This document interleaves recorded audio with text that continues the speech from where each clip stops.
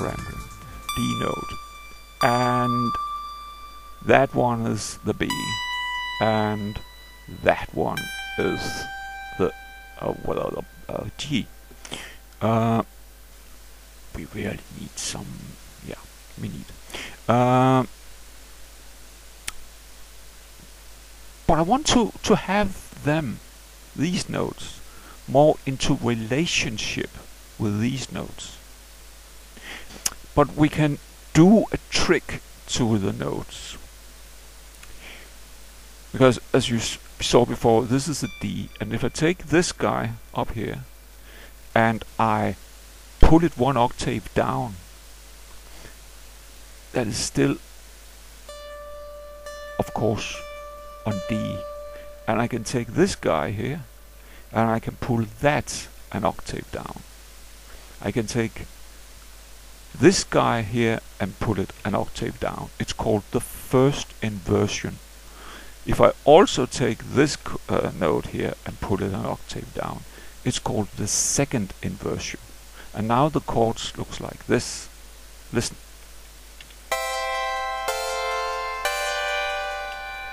Now they are in temper. They are inside a, what could we call it? A homogenized area of sound. So they go well together. I have inverted the chord. I have even inverted them twice. I've done it with the first and the second inversion of the chord. And now they are in temper.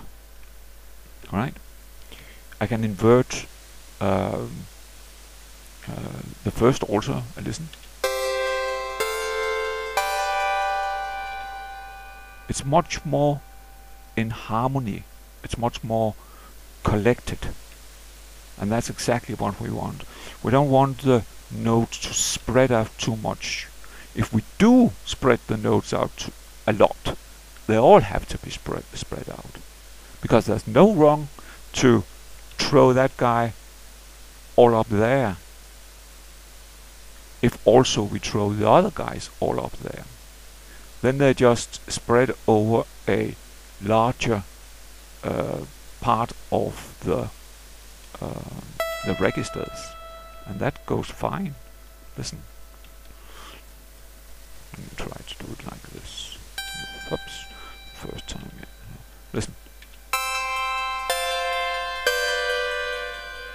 That's another expression, but it goes well because there's still homogenized. We don't have some up here and some down there and blah blah blah. They're all into a family. Cute, isn't it? We take them down again. Where they came from. And it's actually the same chords. Remember that, but the expression is different. These were the guys that was belonging to the A minor scale, and they're all major chords. We can't see the typical 3-2 pattern anymore, because when we when we invert the chord, that is also messed up. But it's still the same chords, and they are collected, they are homogenized, and sounds like that. But we have much more chords. We also have something called major B5s, and we should also try those. And we can see here that a major B5 does not fit the A minor scale.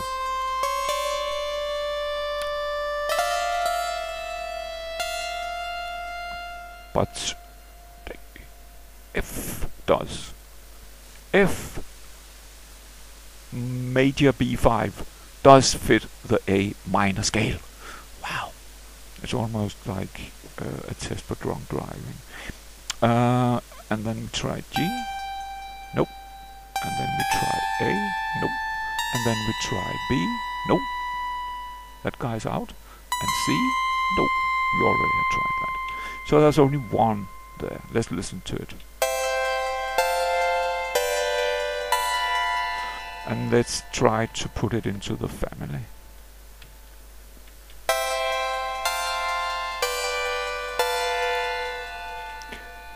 They are all belonging to the A minor. The next we have here is called minor. And that would be natural minor, wouldn't it? I think so. No, that's just ordinary minor. So let's see here. A, C. Let's see. Nope. B. Certainly. D. Yes. E. Nope. F. Nope. And A, of course, because, well, you know, but then we have to put them into our family. Simple inversion.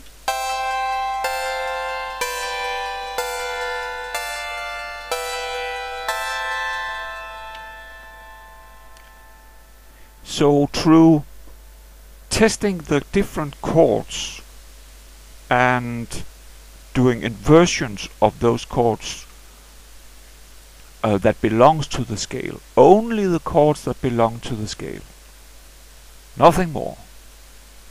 You can't have anything that does not belong to the scale. We get this result with the first three chords, known chords.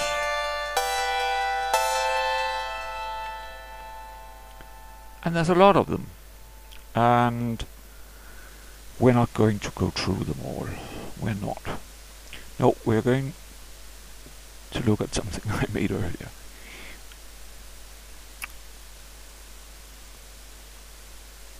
Because here they are.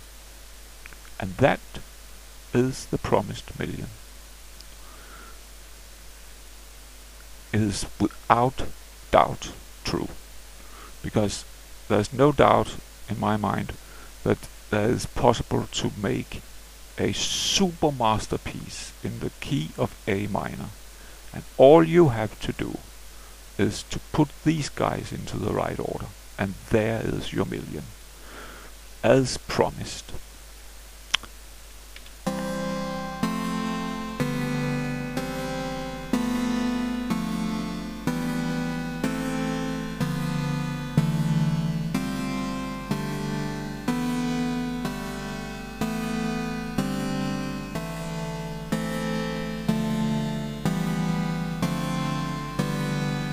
Do you feel like a millionaire?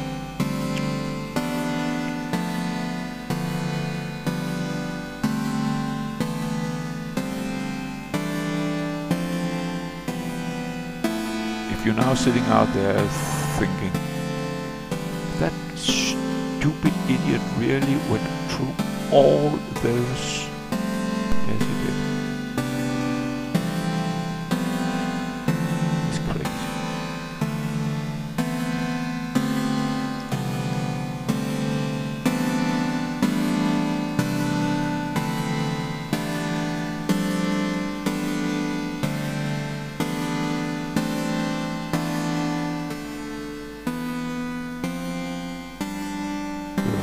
Last ones are called fifth.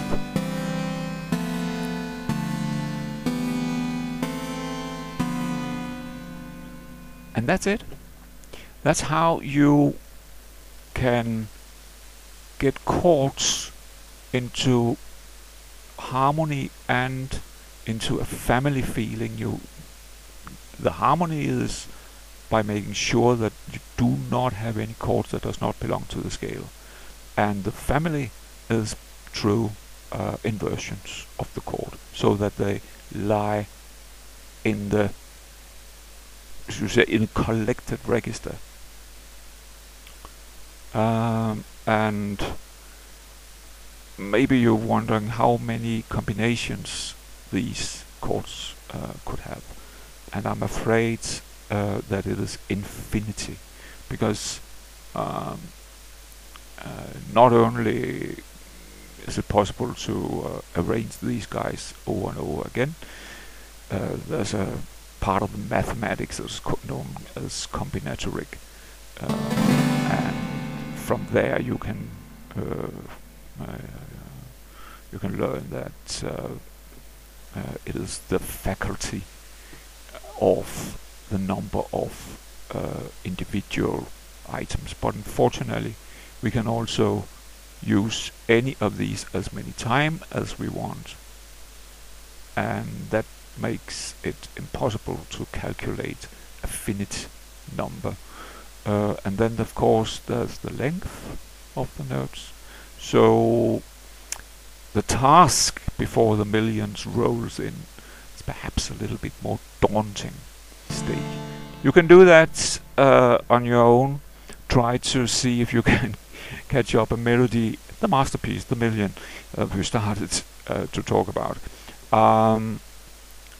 You will have to do this a lot, and my statements, you can have millions, well, it's almost as clever as if I have cut out all the letters of the alphabet in cardboard, put them into a plastic bag and throw them into your face and said, be the next Shakespeare, you have all the tools. That will also be true. But I hope you have enjoyed learning something about chord inversions, families, and scale. Yes, that's all for today. Have a nice day, and bye bye.